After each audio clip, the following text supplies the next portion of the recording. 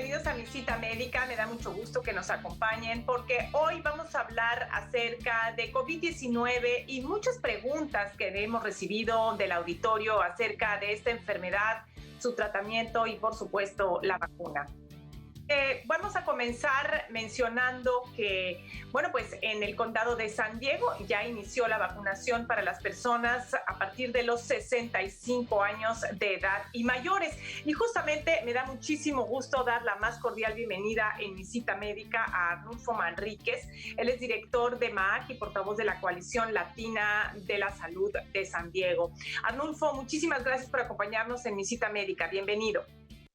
Buenos días y muchas gracias por la oportunidad de poder participar aquí hoy. Bueno, pues la Coalición Latina de la Salud de San Diego lanzó la campaña Con Orgullo el mes pasado. Esta campaña está enfocada en recordar a la población la importancia de utilizar el cubrebocas, de mantener la distancia, de cuidarse para evitar contraer COVID-19. La buena noticia es que ya comenzó la vacunación y en torno a esto pues hay muchas interrogantes. Arnulfo, platíquenos por favor, ¿por qué es tan importante vacunarse contra COVID-19? Pues realmente la vacuna es una de las estrategias más importantes para detener la transmisión y contagio de enfermedades. La vacuna va a mejorar su sistema inmunológico para combatir el virus y vacunas a través de la historia han ayudado a salvar a millones de vidas en la sociedad. No solo ayudan a la persona, sino a poblaciones y a comunidades enteras. Una vez que suficientes personas tengan la vacuna, el virus deja de propagarse y empieza a proteger a las personas que están en mayor riesgo. Uh-huh. ¿Son seguras las vacunas con las que se cuenta hasta este momento contra COVID-19? Sí, las vacunas han sido rigurosamente estudiadas a través de estudios de investigaciones clínicas en múltiples fases y los resultados fueron revisados por expertos científicos. Ha sido aprobada por la Administración de Alimentos y Medicamentos de los Estados Unidos, que es el FDA, y han demostrado ser seguras. Pero para garantizar que las vacunas sean eficientes, tienen que tener las dos vacunas. Y con las dos vacunas le ponen una vacuna y como 2-3 semanas le ponen la segunda vacuna. Y hay dos tipos de vacunas, la de Pfizer y la de Moderna. Y tienen el 94 al 95% de ser eficientes para combatir el virus. ¿Esto qué significa, Arnulfo? ¿Cómo se traduce este 94 y 95% de efectividad? Pues de que en los estudios que han tenido, de que 94 o 95% de las personas no vuelven a contraer, no contratan el virus. O sea que sí hay una oportunidad de que tal vez, aunque tenga la vacuna, tiene el 5% o el 6% de riesgo que sí le va a poder dar el virus, pero va a ser a un nivel mucho menos peligroso que si no tuviera la vacuna. Una pregunta que surge de manera recurrente es si a partir del momento que una persona recibe la vacuna contra COVID-19, ¿debe seguir usando cubrebocas? Sí, nuestro cuerpo tarda tiempo en poder tener y usar y utilizar la vacuna. Pueden ser de 2 o 3 semanas después de la segunda vacuna que recibe. Y tienen que seguir con el cubrebocas, tienen que seguir con la distancia, tienen que seguir protegiéndose porque aunque usted está protegido, también en protegerse usted empieza a proteger a los demás que están a su alrededor, a sus familiares, a sus vecinos, amigos o compañeros de trabajo igual. Si ya una persona tuvo COVID-19, ¿puede recibir la vacuna? Sí puede recibirla y debe recibirla. Han estudios de que personas que tuvieron COVID y recuperaron, sí tienen como una protección por un tiempo, pero sí han habido casos que vuelven a tener el virus. Entonces la vacuna realmente ayuda a reforzar de que no vuelva a tener el virus y es muy importante que sí puede y aparte es importante que lo haga. Pues Arnulfo, muchísimas gracias, muchas gracias por habernos acompañado en Mi Cita Médica. Hay que destacar que las personas que ya tuvieron COVID y que recibieron anticuerpos monoclonales o bien plasma convaleciente, los Centros para el Control y Prevención de Enfermedades recomiendan que esperen hasta 90 días antes de aplicarse la vacuna. Esto hay que tenerlo en mente. Por otro lado, también es importante destacar la relevancia de las pruebas diagnósticas. Cualquier persona que crea que haya estado en contacto con una persona con COVID-19 debe realizarse una prueba diagnóstica y ustedes pueden encontrar mucho más información a este respecto en la página de la Coalición Latina para la Salud de San Diego. Muchísimas gracias, hacemos una pausa, continuamos en Visita Médica. Sí.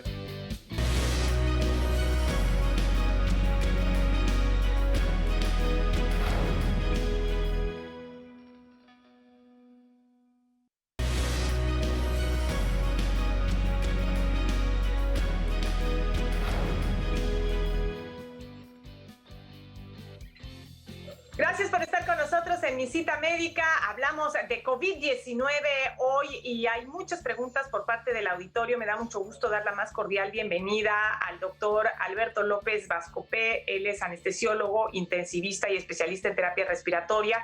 Doctor López Vascopé, muchas gracias por acompañarnos. No, gracias a ustedes y gracias a tu audiencia que siempre nos escucha, y pues aquí estamos para ayudar en lo que sea necesario en base a nuestro conocimiento. Gracias. Muchísimas gracias, doctor. Y está con nosotros el doctor Óscar San Román. El doctor Óscar San Román es médico especialista en salud pública. Doctor San Román, siempre un honor tenerlo con nosotros. Muchas gracias por acompañarnos. Muchísimas gracias, doctora. Como siempre, un honor estar aquí con tu auditorio y con el doctor Vascopé. Bueno, pues vamos a comenzar por platicar que, bueno, pues si bien en los Estados Unidos, en la mayor parte de los estados, la vacuna se está administrando a partir de los 65 años de edad y mayores, y bueno, pues en muchos estados, entre ellos en California, comienza a haber un ligero descenso en el número de casos. Desafortunadamente, bueno, pues México todavía continúa teniendo un apogeo de casos de COVID-19, de complicaciones, de decesos, algo que por supuesto está afectando a todo el globo terráqueo. Sin embargo, bueno, doctor López Vascopé, antes de entrar al aire, usted me comentaba que había un colapso prácticamente en el hospital en el cual usted se encuentra encabezando justamente estos esfuerzos para atender a los pacientes con COVID-19. Algo que preocupa muchísimo a la comunidad, doctor López Vascopé, es el uso de los ventiladores, el necesitar un ventilador. ¿Qué es lo que se requiere para que una persona pueda tener un ventilador en caso de tener complicaciones y de tener una respiración que no es lo suficientemente fuerte como para poder oxigenar todos sus tejidos y que tenga una disminución en la saturación de oxígeno? ¿Cuáles son los criterios para que un paciente con COVID-19 requiera de un ventilador? Mira, de primera intención, los pacientes que están catalogados con el COVID leve, moderado a severo, es lo que a nosotros nos va indicando cómo va viendo su evolución y qué va a necesitar el paciente. El paciente leve, por ejemplo, es aquel paciente que tiene la sintomatología teniendo la enfermedad, pero se puede solucionar fácilmente con unas puntitas de oxígeno, una mascarilla de oxígeno, ejercicios respiratorios. Cuando entra ya al moderado, que quiere decir de que ya hay un compromiso pulmonar mayor, en ese caso ya no es suficiente para la oxigenación ese equipo, y entonces nosotros acudimos a equipos que ya meten un poco más flujo y más presión de oxígeno. Uno de ellos, el más conocido, el alto flujo, y el otro la ventilación no invasiva. Quiere decir que tiene que el paciente recibir a presión el oxígeno porque ya él no es capaz de meter. Cuando el paciente, pese a esto, se va deteriorando, está taquicárdico, le falta el aire, la saturación del nivel del oxígeno va bajando, entonces el médico decide en ese momento bajarlo a una unidad de terapia, o si está ya en una unidad de terapia, pasar al otro paso. Ese otro paso quiere decir sedarlo, dormirlo al paciente, relajarlo, en ese momento colocarle un tubo endotraqueal se llama, entra por la boca y se mete hasta los pulmones, se conecta a un ventilador y el paciente ya dormido, sin moverse, usa menos oxígeno él y la máquina puede introducir con más facilidad el oxígeno necesario que el paciente está requiriendo y que el médico decide cuánto es. En ese momento el paciente ya ha perdido el conocimiento, la máquina se hace cargo completo de su respiración. ¿Por cuánto tiempo? Depende del grado de compromiso del paciente. Mínimo son unas 24 a 72 horas, pero hay pacientes que están hasta semanas con la ventilación mecánica. Esos son los pasos que nosotros hacemos para cuando vamos a colocar la ventilación mecánica. Doctor, vamos a hacer una pausa y justamente vamos a hablar acerca de todo lo que se puede hacer para evitar los riesgos, los efectos secundarios a largo plazo de esta sedación para poder contar con esta ventilación mecánica. Hacemos una pausa, volvemos.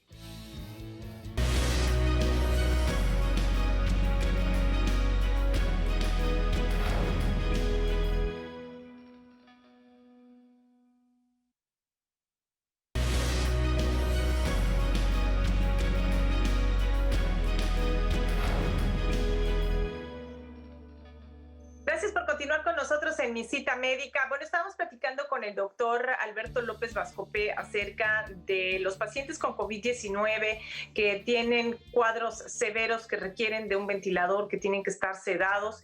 Doctor, en estos casos es muy importante saber que el paciente recibe la cantidad de sedante necesaria para lograr que esté dormido, lograr que no se mueva y lograr que no se percate de lo que está ocurriendo. Sin embargo, que no sea en exceso para después no tener efectos secundarios a causa de esta sedación o esta anestesia. ¿Cómo se puede monitorear el cerebro de los pacientes, doctor López Vascope? Claro, y en esto tienes absolutamente razón. Para que el paciente pueda recibir la ventilación mecánica y aguantar tener un tubo conectado ahí, tiene que estar dormido. No le tiene que doler esto y tiene que además no pelear contra el tubo, por lo tanto tiene que estar relajado. Entonces necesitamos varios tipos de medicamentos diferentes que actúan sobre el sistema nervioso central y periférico que hacen que el paciente en estos momentos pueda tolerar esto. Nosotros antes pensábamos de que, bueno, se pone la anestesia, se sale del cuerpo la anestesia y no deja huella y estamos otra vez como antes. Pero desde hace muchos años, 20 años aproximadamente, sabemos de que esto deja huella. Este tipo de medicamentos, por supuesto que hacen bien para ese momento, pero pueden permitir daño a nivel cerebral que cuanto más medicamento demos, más daño se hace. Por lo tanto, tenemos que nosotros teóricamente dar lo que estrictamente necesita, pero antes no teníamos un equipo para saber cuánto es lo que necesita, pero desde hace unos 10, 15 años aproximadamente han salido una especie, podríamos decir, como velocímetros para saber a qué velocidad estamos yendo, y entonces se conectan al sistema nervioso central y estos equipos nos van diciendo el grado de profundidad del anestésico que estamos nosotros administrando. Este tipo de monitores aparecieron a los fines de los 90s, ahorita hay como 4 o 5 en el comercio en México, que miden el grado de sedación, la profundidad con la que yo estoy dando el medicamento. Si yo me limito y doy el menor medicamento para lograr el objetivo, por supuesto que el paciente va a tener menos complicaciones en el postoperatorio. La otra situación es tengo que darle analgésicos. Normalmente usamos derivados de la morfina. Hay un otro equipo que mide el dolor del paciente que no puede expresarlo porque está dormido y en ese momento el equipo me dice cuánto le está doliendo. Yo puedo saber entonces si necesita un poco más, un poco menos. Y hay otro tipo de monitoreo que es el de la relajación muscular. Yo le doy la dosis, la máquina me dice tiene 100%, a los 2-3 minutos está 0% y entonces yo voy regulando cuánto necesita. De esta manera el anestesiólogo, el intensivista pueden darle lo más aproximado a lo que realmente necesita el paciente y tener menos efectos colaterales por el bien del paciente. Pues doctor López Vascope, muchísimas gracias por habernos acompañado en Mi Cita Médica. Muchas gracias a ustedes y estoy aquí con ustedes todavía. Muchas gracias, el doctor López Vascope, hablando acerca de lo importante que es contar con el monitoreo cerebral en caso de sedación o anestesia, y esto pues hay que solicitarlo, hay que conocer al anestesiólogo y hay que solicitarle que monitoree nuestro cerebro mientras nosotros no estamos conscientes. Vamos a hacer una pausa y regresando vamos a hablar con el doctor San Román acerca de lo que se puede hacer con los casos de COVID no tan graves, pero que sí pueden despertar algún tipo de preocupación, y hay afortunadamente hoy la posibilidad de monitorear a estos pacientes en su domicilio. Así que vamos a hablar de ello regresando después de esta pausa.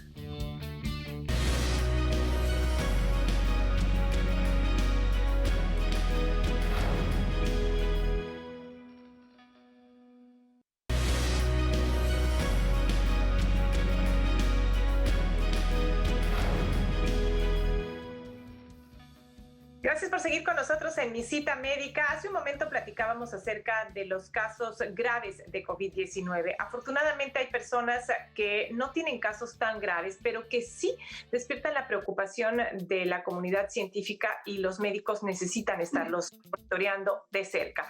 Doctor San Román, platíquenos en estos casos qué se puede hacer usted como coordinador de un programa pionero en la República Mexicana de monitoreo en casa de los pacientes con COVID-19. Pues mire, yo creo que lo principal es evitar que lleguen a lo grave. Todo en las enfermedades pues tiene una progresión. Ellos van a empezar a desaturar con todo lo que es la fisiopatología de la enfermedad o cómo se va desarrollando la historia natural. Pues no empiezan en el momento, en el día 0, en el día 1, así de complicados. Entonces, la idea es, si nosotros los estamos monitorizando desde que inician, desde el diagnóstico, desde el primer síntoma, podemos prevenir que lleguen a ese punto, y eso es lo que nosotros en la Clínica de Atención Integral del COVID de la UAC hemos empujadole mucho, porque si nosotros estratificamos al paciente desde el principio, sabemos su riesgo, su probable riesgo de complicación, ahí es donde metemos mucho hincapié, y cuando nosotros detectamos que un paciente se puede complicar o no, ahí es cuando ya entra un protocolo de seguimiento a distancia, principalmente enfocado en lo que es su saturación de oxígeno. ¿En qué consiste? ¿Cómo se realiza? ¿Con qué equipo se hace? ¿Con qué tecnología? Nosotros implementamos la tecnología pues, de Masimo, el Masimo por medio del pulsoxímetro, el MightySat, y hemos ido creciendo el protocolo. Iniciamos así por medio de videollamadas, un protocolo muy arcaico, como decían ayer que platicaba, a falta de pan teníamos tortillas. Entonces empezamos a desarrollar este proyecto con un equipo de médicos, un automóvil en el que íbamos al domicilio, veíamos al paciente, lo estratificábamos y decíamos, ¿sabes qué? Tú necesitas este pulsoxímetro. Se le entregaba el pulsoxímetro, él se quedaba con el equipo y ya nosotros hacíamos este seguimiento virtual desde la clínica. Bueno, en ese momento no era clínica, en ese momento nada más teníamos el centro de operación dentro del Sistema Universitario de Salud, y fuimos creciendo y implementando equipándonos mejor hasta llegar a lo que hoy tenemos, que es un protocolo pues único, que muchos ya le han tenido mucha fe, y he visto que alrededor del país pues se han implementado estos protocolos de seguimiento virtual. Ahora bien, ¿cómo funciona exactamente? ¿Qué es lo que se hace con las personas? ¿Qué es lo que se les pone? ¿Es algo invasivo? ¿Es algo que genera alguna molestia? Platíquenos. No es nada invasivo, es únicamente el equipo que detecta la saturación de oxígeno. Entonces, ese es el principal enfoque. Nosotros también vemos pues su umbral olfatorio, ver si tiene, cómo está su sentido del olfato. Vemos también qué otra sintomatología se puede tratar, pero el principal enfoque aquí es ese, la oximetría de pulso, y es algo que tenemos que reiterar mucho en estos pacientes, cómo está su saturación. Es un equipo que trabaja baja perfusión, que trabaja baja saturación también, que trabaja movimiento y que trabaja también a frío, que es lo importante, es invertir en equipos de calidad.